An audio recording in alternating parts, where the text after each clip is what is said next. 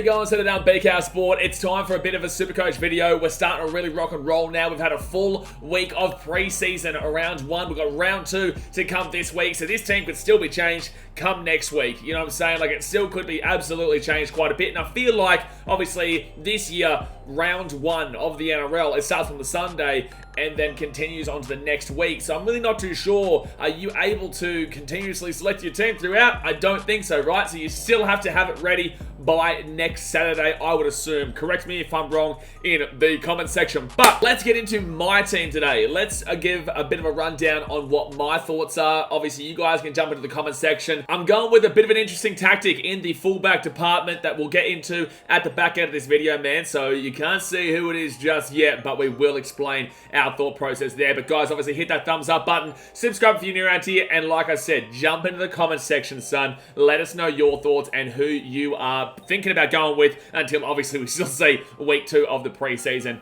this weekend. But alright, so in the hooker department, I'm thinking Jerry Marshall-King and Brendan Hands. Really liking the thought process that Brendan Hands is the main hooker there for the Parramatta Eels. I know they've got Lussick as well, but I just think that Hands is going to be the guy there. And I'm pretty high on the Eels being a lot better this year. It's a bit of a make or break year for them. I'd say the biggest make or break year would be Rabbitohs, and then it would come down to the Eels, and you could actually interchange those depending on your thought process, right? So I'm going to be on the end of upper end in regards to the Eels, and I think that Brendan Hands is a nice little cheapie there in that hooker department that can partner the guy Jerry Marshall-King from the Dolphins, who, look, I think that they'll struggle this year. I do. I think the Dolphins overall will struggle. We just saw their not starting 13, but a very, very large portion, 11 of their starting guys play in that first half against the Titans, who are all development rookies. None of those guys are going to be the starting players for the Gold Coast Titans this year, with all due respect. Love them, but they're just not there compared to the guys that obviously you might probably see a lot more of them this week, and, well, you will see a lot more of them this week, right? So Jerry Marshall-King, I do still fancy. I think that he's a nice hooker, a really quality hooker, and the Dolphins draw at the early start of the year is quite positive. So I want a bit of that attack. They've got a nice little back line there, and I want a bit of the attack of the Dolphins, and I do think that Marshall-King will get him onto the front foot. He'll make a bucket load of tackles, and I still think he'll get quite a lot of points. So I'm going with Marshall-King there. It is a bit of a risk to not go with Harry Grant, but with that being said, the Storm draw early on, I guess, could actually favour him, to be fair, in Harry Grant, but I'm going away from there, and I'm going to be going with Jeremy Marshall-King. I go into the front rowers now, and I've gone Joe Tarpany, Samuel Hughes, Sean Kepi, and Viliami Fafita. Now, Fafita is a bit of a throwaway, and I'm really a little bit concerned if I do want to go with him. That could be a massive trap, but the Dragons are an interesting one, and I feel like if there's going to be a position that could open up, it could definitely be in the forwards, and obviously in that back row. I don't think the Dragons forwards overall are locked up, and we could see Shane Flano mix it up quite significantly. So I'm happy to go with him as a $204,000 cheapie. But the three other guys here, I've gone quite light in the front row, which I think a lot of people are, and I know that Payne Haas is the big option here, or a big Tino, but I do want to wait out to see how the Titans do go in regards to Tino at such a heavy price. I want to see how the structure has changed in regards to the team, and I do feel like that first trial for the Titans does actually provide me a lot of a better thought process for Tino going into this season. With the structure, it is very, very defensive, but you definitely can still see it is quite open and free-flowing as well. So Desi Hazel looks like it's working his magic there, but maybe look at this weekend, see how it goes again before I really go all in on my boy Tino, or maybe even the first round. Let's just kind of wait and see on that one. But I do think that Joey Tarpany is the guy that I feel is a must-have in SuperCoach this season. Joey Tarpany's at the Canberra Raiders, $656,500. This guy is going to have to go through a bucket load of work. I'm talking tackles, I'm talking leadership, I'm talking attacking plays, I'm talking everything. Because the 1 through 7 for the Raiders is very, very disappointing and doesn't get the juices flowing. It doesn't get you excited. I know the Raiders did well on the weekend when it was a depth team versus a depth team in the Eels, but overall, the Raiders this year will struggle. I don't think they're last place, but I do think that they will struggle overall, and that's usually when you see these front row forward kind of leaders really take that step up and lead them through some dark times. And I think that if there's going to be a guy at the Raiders, it's going to be Joey Tarpany there. I would kind of stick away from their back rowers. I would stick away from Horseman the 13, and I just think that Tarpany's the guy that I want across all those forwards, so I will splurge on him. And Sam Hughes and Sean Kepi, they're two cheapies here. I think Sam Hughes is going to be in pretty much every single SuperCoach users team. Sam Hughes is a massive cheapie from the Bulldogs, who had a great game against the obviously weak Storm reserve team that only had Pappenhausen. But Sam Hughes did still look good, and we have seen that Jacob Kiraz has been speaking about how good he is at training and with this team. They're very high on him, and I think everyone's high on him right now. So I think that it is worthwhile to chuck him in there for 238,900. And then you've also got Sean Keppie there, who might be the starting front rower alongside Tommy Burgess there at the Rabbitohs this year for 385,400. I think you're going to get some good production out of him. He looked pretty good in their Charity Shield match against the St. George Illawarra Dragons. And the forwards are really going to have to stand up here for the Rabbitohs in 2024. Absolutely, they will have to stand up, because right now at the beginning part of the season, the Rabbitohs backline's getting pieced apart. You know, you've got Trummitt there. Hopefully he stays fit, and healthy, and touch wood he is. But, they've lost Campbell Graham. They've lost just a few players. Tyrone Munro. They've got all these guys that are injured in that back line that are going to kind of make it a bit of a difficult early season stretch for the Rabbits, which Sean Keppie can really benefit from. And there's still no guarantee in regards to Lachlan Ilias and Cody Walker working together. As we've seen recently, it just hasn't been really going. So I feel like Sean Keppie is a real nice cheapie that I can add in there and maybe start him over Hughes, or maybe Hughes starts over Keppie. I don't know. We'll wait and see what happens this weekend with Hughes, because I feel like Keppie will be in Vegas. We won't play against the Roosters on Friday night. I could be wrong in that regard though, but I'm okay with that forward pairing. I really do. Yeah, I like it, to be honest with you. Now we move down into the back rowers, where you're trying to go for a lot of value, in my personal opinion. There's the Dave Fafita's, and there's those big-time guys like Olakau'atu and Britton Akora and all those guys. But I have gone for a bit more of value here with those mid-range cheapies. Not cheapies, but mid-rangers, where there is a lot of value. Bo Firma, Sean Lane, Brendan Piakura, Patasia, Tallis Duncan, and Maverick Gaia. Now, I'll just quickly go on Gaia. He's not going to start, but there is a lot of reports saying that he is really close to an NRL debut. And at 204,300, it opens up some space for other positions and for better plays elsewhere, while still having that opportunity at some point of this season, him coming in, maybe origin period, right? And I just think that you're going to have to try and find those real cheap guys that you can splurge the cash elsewhere, whilst having that slight little opportunity in the future. Tallis Duncan, another one, absolutely brilliant player there, and will get a lot more of an opportunity for the Rabbitohs this year. I think he's at a great price. Kenneth Palasia, he's obviously gone from the Broncos to the Gold Coast Titans now. I think that he's going to have a massive year. He was on a similar wavelength to Payne Haas in the 2023 final series for the Broncos, especially in the grand final, where he ran the exact same amount of meters as him in a shorter time frame. So Palasia is a big time player, and I do think that he's going to really work here under Desi Hasler. So I love that there on the bench. And then you go to the starters, you got Bowie Firma, Sean Lane, and Brendan Piakura. And I think that Piakura, obviously, he's going to get the spot for Kurt Catewell in that back line that Kurt Catewell's gone to the Warriors now. And Piakura looks great against the Cowboys reserve team, granted. Scored a try or two. Did he score two? I can't remember. But he definitely did score a try in that game. And yes, actually, let me just make sure I didn't go live. Yeah, I didn't go live. Okay, I've done that before, guys. So I'm really excited about what Brendan Piakura can produce there. If Adam Reynolds still kicking on, Ezra Mam, Reece Walsh, you got number 9, Billy Walters, who I want to see still more from. But has come leaps and bounds from the player that we did know him as. And they do still have a pretty damn well good team there in Brisbane. And Piakura could really come in and just spice it up, baby. Sean Lane at the Eels, like I said in Brendan Hands, I'm a bit higher on them than other people are this year, and Sean Lane has been an attacking weapon in the past, and I feel like Sean Lane can come back in and really help out this team, and I think that he's going to get some really good solid points behind him here for the Eels. And then Bowie Firma, I had to do it. He's coming back off a long-term injury.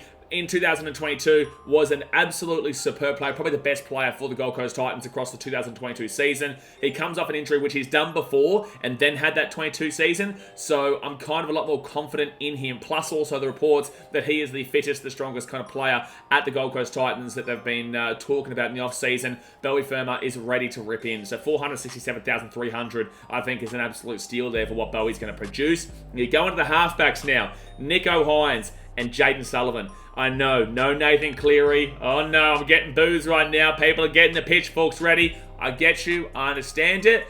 I think Nicho Hynes with his early season draw is the must-have between the two, and I know you can try to fit in both of them as well. But I am relying upon Jaden Sullivan with that Tigers team to really kind of pick it up a notch. He's got a great forward pack there that he can get a bit of, elusivity, just moving around and just flowing around with this team. I don't mind what Jayden Sullivan can produce at this new Tigers outfit. I do think the Tigers are still a year away from really kind of being on that right direction. They're in the right direction, but a year away from kind of making their move upwards. But I do think that Jayden Sullivan is going to have to be a real solid player in this team so they don't get the wooden spoon. And I'm happy to go with him to get some more money, which will then eventually go up to a Cleary, because I do think that with Cleary's break even, he will drop off a little bit. But with that being said, everyone says that all the time, and Cleary just continues to produce the numbers. So I'm going with a bit of a risky play there. I understand it. I sit down, I put my seatbelt on, and I've got to wish that Nathan Cleary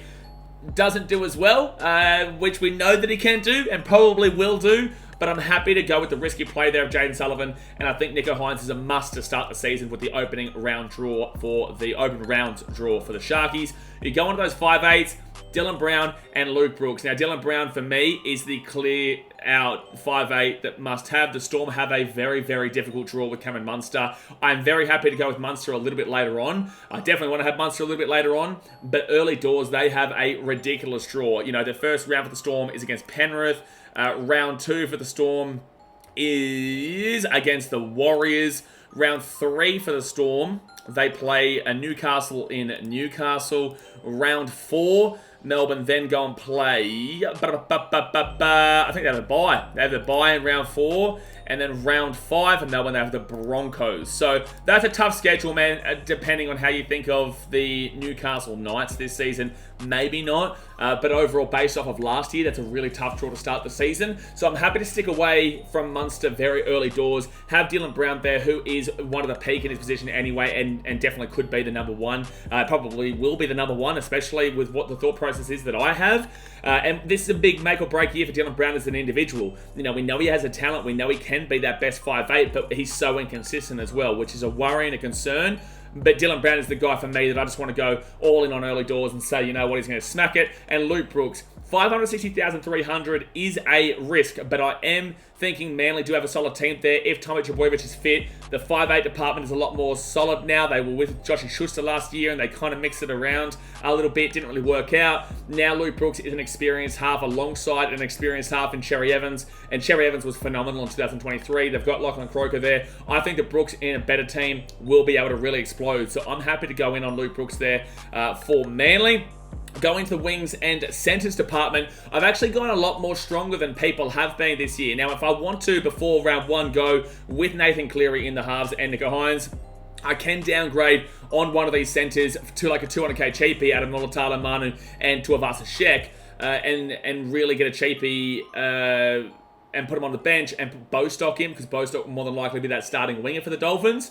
But I just feel like I want to go a bit different to what the general consensus goes, and I do think these guys can get some good points. Mulitalo obviously has a great start of the season stretch for the Sharkies. You're going to get those double points because obviously Nicho Hynes and him will more than likely be going alongside each other with either kicks from Nicho or just working down that edge. And so I really like that combination of Mulitalo and Hynes. And he is a big-time scorer as well. Can drop a ball here and there for sure. But Mulitalo is one of the better wingers in the game. And with their early season stretch, round 1 they play the Warriors, which is a tough one over there in New Zealand. But round 2 they play the Dogs. That's a big one there for the Sharkies. Round 3 they play the Tigers, which is a big one for the Sharkies again. And round 4, they play Canberra. So 3 teams there, outside of the Warriors, that are predicted. And Warriors are predicted to go down a little bit, not too sure. But the other 3 teams, Bulldogs, Raiders, and Tigers, are predicted to be in the bottom 4, right? Besides the Doggies fans who think they're going to win the comp. So that's a massive, massive stretch there for Cronulla. And then I think they might have the bye in round 5, which is a little bit shithouse. But overall, that's a great start for Cronulla. And then they play the Rabbitohs, who aren't exactly known for their defense as well in round 6. So I love that there for Mulitalo. Joey Manu is going to be a big-time player here for the Roosters this year. Doesn't really pass the balls. You're not really going to see too many assists, but you do see tries. And you do see really big playability with Joey Manu. And the Roosters, this year, they've got a really, really solid team where there's no excuses. And I do feel like they could beat the Broncos in round 1 over there. And then the Roosters, after that, play Manly. Definitely a way for Joey Manu to break through and absolutely slap it down. The Rabbitohs, that's a game that he's definitely up for every single year. You go against the Panthers, that's a tough one for sure. And then round 5, they play the Bulldogs. So I do think that he is a lot of money there at 652, 400, but I do think that you will get the production out of him this season with their lineup. Like, look at that back line, man. They got James Tedesco, Joey Manu, Dom Young. Billy Smith is a fantastic player as well, even though he won't get into the team. And then you've also got Joey Suaalii, right, in his last year for the Roosters. And then you've got Sam Walker and Luke here in the halves. So overall, that's a really absolute jam-packed back line, and surely Joey Manu absolutely tears up with it. So I will back that in. I actually brought in Roger Tuivasa-Sheck for 539,600 off of the Tigers trial, which is quite funny, right? Because the Tigers, not a great team, and, you know, Tuivasa-Sheck absolutely killed it for sure. Absolutely killed it in that game. Absolutely killed it. And I had my doubts about him coming back, but he did show a lot of promise. He showed real strength. He showed still some solid speed there, and he still showed that he was a phenomenal player. And although he's not in that fullback position, I do think that he could absolutely lap up with this Warriors team. And especially that they only lost by 2 points. They were down by a man for 60 minutes. You know, Titans, Warriors last year, they still showed a lot of promise. And Tuivasa-Sheck is just such a great addition, and you just got to hope that Shawnee J keeps on going there. Metcalf cracks on, Chance Nua-Clockstar gets some good ball out there as well, and just obviously that he can really produce, and I feel like he can. So Roger Tuivasa-Sheck for me at 539,600, slight risk, but very willing to go for it. And Dylan Lucas is a guy I've been telling you guys about for months now, saying that he's going to be a guy that you want to have in your Supercoach team. Now, unfortunately, he's gone and scored 2 tries in that trial against the Sharkies, which was a complete youth and development side of the Sharkies. So don't look too heavily into that, but it just showed that Lucas was a guy that they do look to get the ball to, and I do think he'll be in this back row, which is why I'm putting him into the centres, because it gives you a lot more, I guess, points there on a consistency basis in the centre wing department, when he's probably going to be playing the second row there, and did score a couple of tries, so we know he can get over the chalk. So really happy with that one. And then the depth there, Bostock, Iro, and Chevy Stewart. Bostock is a guy who will start for the Dolphins. Iro is a 50-50 for the Sharkies in the centre, don't know about it. And Chevy Stewart probably plays the fullback for the Raiders, but they're all prospects. Now, I'm going to go to something here that could be quite controversial. I'm going to go to something here that could be quite controversial in the fullbacks. And yes, I've got Kalen Ponga there, but I do have Keanu Kenny. Now, I know Supercoach aficionados are screaming at me. They're saying, you have to have 2 banging fullbacks, baby. Shit, BKR, you're crazy. You're drunk. And I am crazy. I'm not drunk, but I'm definitely crazy, that's for sure. They're like, you're a biased Titans fan. Get Keanu Kenny out of there. Hold on. Right? I know you're rushing out of your houses right now to try and find me at Seabar Super Stadium. Not hard to find, mind you. But listen, hear me out here. It's a risky play, and it could still change by next week after the trials. Kalen Ponga is, you don't really need to explain a great deal on. Kalen Ponga is the main man for the Newcastle Knights. He's going to explode this year. He's a Dalian winner from last year, and we know what he did. We know what he can do. And he has a big year for the Newcastle Knights, regardless of how the team's kind of performing realistically. He just is that guy. Now, I've gone Keanu Kenny here. I originally had Latrell Mitchell and Kalen Ponga. And the reason why I've got rid of Trell is because that back line's getting pieced apart right now. They've got a stretch over there in America, and they come back. They've lost Campbell Graham. They've lost Tyrone Munro. They've lost these guys, right? And there's still concerns about Lachlan Ellis. So that back line for me, I want to see start this year. Obviously, Trell can go down some money, which might help. I want to be able to see how that back line does go early doors for Trell. I want to see if that Rabbitohs back line is flowing, especially with no Campbell Graham, Tyrone Munro. It does go down a little bit. You've obviously got like guys like Tane Milne, Jacob Gagai, whatnot. Which is a drop-off. Not saying they're bad, but it's a drop-off. And you've got Johnson out there who is, you know, the epitome of a we'll just score the try. And then you've also got no Jack Whiten for 3 weeks, right? So he'll come in after 3 weeks.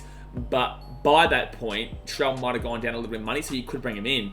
And with that being said, I've gone with a bit of a risky play here, where I've got Keanu there. Now, Jaden Campbell, is meant to be out for the first potentially 5 weeks of the season. So that's Dragons, Bulldogs, Dolphins, and then Cowboys. Right, that's 5 weeks, but there is a bye, so there's only 4 weeks there. So you would have to rely upon Jaden Campbell not coming back by the Dolphins game, because you would need to have that price rise out of Keanu Kenny here, but he is the starting fullback again, right? You would need to have the price rise out of Keanu Kenny to make this worthwhile, and it is a risk because you can't have Jaden Campbell play before, at very minimum, round 5. And then you kind of would hope with this tactic that JC wouldn't play until round 6, so you can get 2 price rises out of Keanu. But that's kind of what he's good for in that sense, because Jaden Campbell will come back and be that starting fullback. So Keanu does have that potential to really rocket up some price rises based off of that. It sucks with that buy because the buy takes away one game, so you've got to wait till 3 rounds in for price rises to happen, yeah? And that Bulldogs, the buy round 2 does really hinder that. But I do think that it's a worthwhile play that people aren't really talking about, where it really could go bang. It could go bang. It could also go horribly wrong, and you could look like an absolute idiot, and I'm willing to kind of do that. But Keanu Kenny could explode there with that early season draw, which is what people were thinking about with Jaden Campbell originally. But again, you would have to rely upon Jaden Campbell not coming back until probably round 5, round 6 for it to really be valuable. Because if Keanu doesn't go up any money, then you've kind of shot yourself in the foot. You've only got the points, and then you've spent elsewhere, and then you'd have to downgrade elsewhere to then rise up to go for another fullback like a Trell Mitt or a Jaden Campbell or whatnot, who you could put in the 5'8". But I don't know. It's just a bit. It's a bit of a scary situation there, in my personal opinion. So yeah, it's quite interesting what I'm thinking there, but I'm kind of okay with it. And I would like to see what you guys think in the comment section. And that's my reasoning. So I'm pretty happy with my team at the moment. Would love to see what you guys have to say. If I look like an idiot, fair enough. I look like an idiot all the time, to be completely honest with you. But that's what I'm thinking early doors. And I think it's a sneaky, Sam. I think it's sneaky. I think it's a cheeky little sneaky that people need to kind of keep an eye on. You know, just like a little eye like that. Not like full on. Don't look like that. That's obvious. Like that. Like that, okay? So that's what I'm thinking. But guys, that's me done for today. I hope you enjoyed. Hit that like button, subscribe if you're new around here. Comment in the comment section what your thoughts are, what you're thinking going into the season, who your fullbacks are, and I'll see you guys tomorrow. Alright guys, thanks for watching. Catch you later. See ya.